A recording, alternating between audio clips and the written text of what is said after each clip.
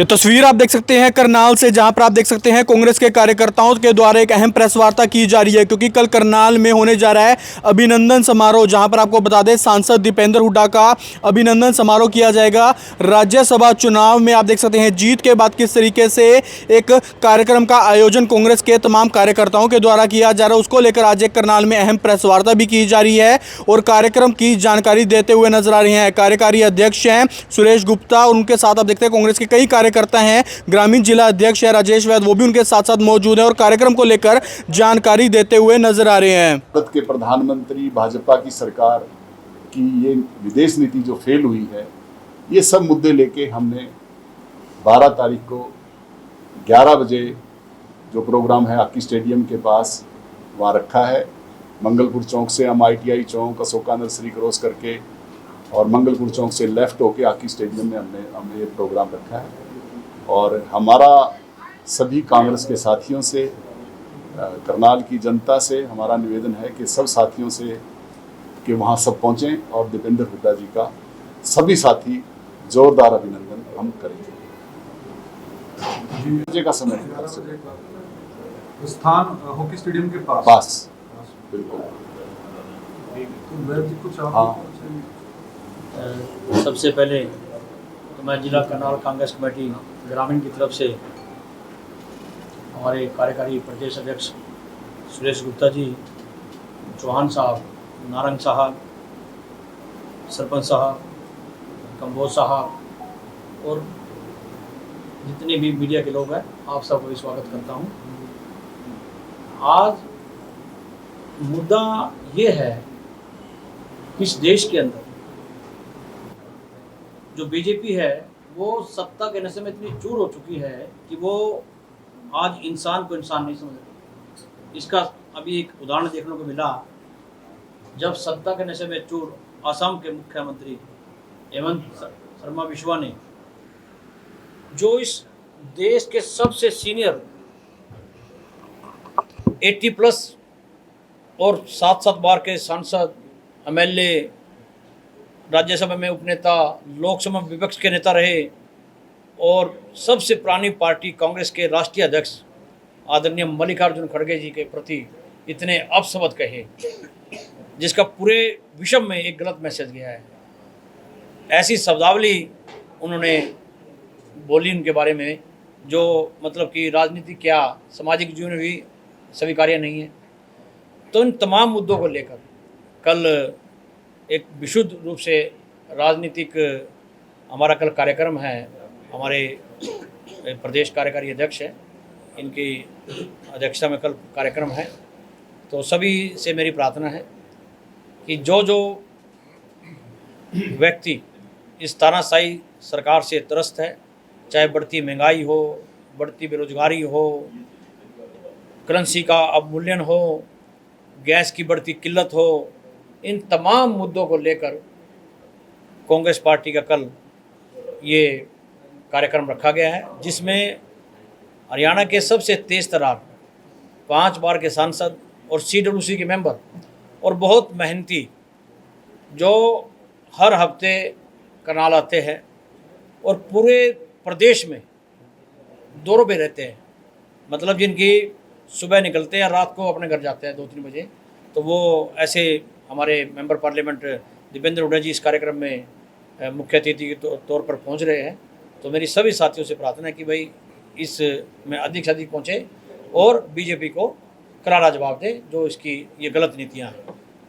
आपको लगता है चुनाव के बाद स्थिति और भी ज़्यादा जो है वो महंगाई की तरफ जाएगी? बिल्कुल जाएंगी। अब आप देखिए कि हॉर्मुज जो स्टेट ऑफ हॉर्मुज है उसका रास्ता उन्होंने स्पष्ट किया कि हमने ये रास्ता देश की जनता के लिए खोला है, क्योंकि जनता की हमारे प्रति सिंपैथी है, ना कि राष्ट्र अध्यक्ष की। तो उन्होंने मोदी जी को नहीं देखा, मना किया है। और ये तो बता चुके हैं कि कितनी बड़ी कूटनीतिक हार है हमारी। एशिया में सबसे बड़ा हमारा रशिया, वैसे तो वो क्षेत्रफल बड़ा है, लेकिन रशिया, चाइना और उसके बाद हमारा नंबर आना चाहिए ना 3 नंबर पे। लेकिन आज हम एशिया में हमारी करेंसी भी 12वें नंबर पे चली गई है। और जिसको हम कमज़ोर कहते हैं, जिसको हम आतंकी राष्ट्र कहते हैं पाकिस्तान, वहाँ पर उपराष्ट्रपति JD वैंस आज पहुँच रहे हैं। अमेरिका के उपराष्ट्रपति JD वैंस, इजराइल और सारे ईरान सब सहमत हो रहे हैं, कितना बड़ा कद हो गया उनका। तो ये हार है, कूटनीतिक हार है हमारी। ये युद्ध जो है वो ये मैदान में लड़े जाते हैं, वो कूटनीतिक स्तर पर लड़े जाते हैं। तो आज हमारी कूटनीतिक हार भी हुई है, हमें बढ़ना चाहिए था ये सब कुछ। सुरेश मदनवाड़ा जी, आप प्रदेश कार्यकारी अध्यक्ष भी हैं। कल शहरी भी प्रोग्राम कर रही है कांग्रेस मेरे ख्याल से। साथ ही सारा वहाँ अरेंजमेंट है। नहीं, सिर्फ मैं ये पूछना चाहता था कि वो शहरी का प्रोग्राम है, ये क्या ग्रामीण ये का नहीं, प्रोग्राम? ग्रामीण का है और पूरे जिले का, ये भी पूरे जिले इसका है, कोई बात ही नहीं है। आप भी कल शामिल होंगे उस कार्यक्रम में? जो पहले तो हम अपना करेंगे, उसके बाद समय अगर बचेगा तो जरूर है। हमारा तो कोई वो है ही चौहान साहब से। जी सर, क्या कहना हाँ चाहेंगे? जी, मैं पहले तो आप जितने पत्रकार साथी है उनका, बहने पत्रकार भी हैं, उनका स्वागत करते हैं। और हमारे बीच में हमारे जिला के अध्यक्ष हैं राजेश वैद्य जी, बहुत ही मेहनती, बहुत क्रांतिकारी, बहुत ही सबको साथ लेकर चलने वाले साथी हैं। सुरेश गुप्ता जी हमारे कार्यकारी अध्यक्ष हैं, जो इस पूरे सिस्टम को देख रहे हैं और बड़े ईमानदार और बड़ी साफ छवि के बहुत अच्छे हमारे नेता हैं। हमारे डॉक्टर नारंग जी हैं, राजेश पधाना जी हैं, धीर सिंह पाल सरपंच जी हैं, हमारे बहुत ही सीनियर साथी हैं संजीव एडवोकेट जी कंबोज, और राजेंद्र नंबरदार जी हैं, और वो लड़का रिंकल रोड जी है। और देखिए आप, बहुत समझदार समाज है आपका। पत्रकार जो है देश की बहुत ताकतवर रीढ़ है। और आप प्रदेश में बताया है हमारे साथ सीनियर साथियों ने कि प्रदेश की सरकार किस तरीके से, मतलब गरीब का, मजदूर का, किसान का, कर्मचारी का, छोटे दुकानदार का, छोटे व्यापारी का, महिला का, किस तरह से शोषण कर रही है। हर रोज करनाल की घटनाओं से आप अवगत होंगे। किसी को 12 सेक्टर में गोली मार दी जाती है, किसी को एसपी निवास के सामने मार दी जाती है, किसी को विधायक के मकान की बैक पे गोली मार दी जाती है, किसी की जेब काट ली जाती है। कितनी त्राही त्राही बची है। और केवल बीजेपी ये राम के नाम का, मंदिर के नाम का ढोंग अब चलने वाला लगता नहीं। प्रदेश की जनता त्राही त्राही कर उठी है। किसानों की, परमात्मा की भी मार आ रही। किसान कितने कितने दिन से मंडियों में खड़े हैं, ये मानते ही नहीं। और सबसे बड़ी बात ये है, अगर कांग्रेस या पत्रकार साथी ये पूछते हैं इनके किसी नेता को भी कि आपने ट्रेड डील की है, क्योंकि इसमें किसानों को कोई नुकसान नहीं। जो बीजेपी ये कहती है कि ये नहीं होगा आपसे या विपक्ष से, वो गारंटीड मान लो कि होगा, चाहे उसमें मोदी हो, चाहे खट्टर हो, चाहे सैनी हो। अब सैनी साहब के आने से लोगों में बड़ी एक हाहाकार मचाई कि सैनी साहब आ गए, बहुत अच्छा व्यवहार है। लेकिन उस व्यवहार का क्या किया जाए? जो ये कहता हो कि अषाढ़ में तो पैदा हुआ, अषाढ़ में चमासा लगता है और सावन में बरसात होगी, और वो ये कहता हो कि आज तक ऐसी बारिश मैंने नहीं देखी। अरे सैनी साहब, अब आप जुमा 8 दिन हुए तो मुख्यमंत्री बने और लोगों को इस तरह से बहका रहे हैं, ये काम चलने वाला नहीं है।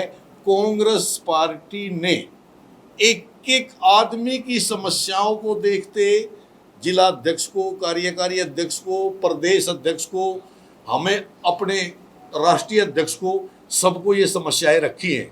और इन समस्याओं से आप देखेंगे, आप कल, आप सबका वेलकम है, आपका भोजन है, आपकी सारी व्यवस्था है। आप वहाँ देखेंगे कि तमाम समाजों के लोग, वाल्मीकि समाज, हरिजन समाज, गुज्जर समाज, सैनी समाज, पाल समाज, ब्राह्मण समाज, अग्रवाल समाज, आप ये देख के हैरान होंगे। और आप ही इस आवाज को सच की तरफ उठा सकते हो। कई बार तो पत्रकारों को भी धमकाते हैं। मैंने 2-3 उनके वो देखे हैं, उनके जो साथी हैं प्रवक्ता बीजेपी के, मतलब आपसे ऐसी बात करते हैं, हमारे से तो करते ही करते हैं।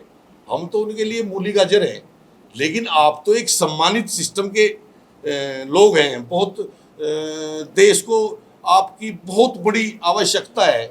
मैंने देखा वो एक कोई उनका वो था प्रेस प्रवक्ता विधुरावल, वो बड़ा मतलब इस तरह की बात कर रहा।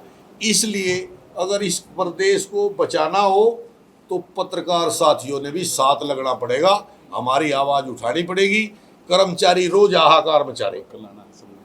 कल आप सबका हाथ जोड़ गए, आपकी चुल्ला नोत है, गाँव की भाषा में चुल्ला नोत, आपका खाना भोजन सब चीज वही है। 12 बजे पहुंचना है आपने सब। और और आप ये देखिए, मैं आपको छोटी सी बात बता रहा, एक बिजली के महकमे की 3-4 निगम बना रखे हैं, UH, DH, HVPN, HPGCL, उसमें से एक बना दी एग्रीकल्चर की अलग। एग्रीकल्चर को सब्सिडी देनी पड़ती है, सरकार बचना चाहती है कि किसी तरह से यूं महकमा बिक जाए। और अडानी ने अंबानी ने कितनी बार इसके रेट लगा लिए।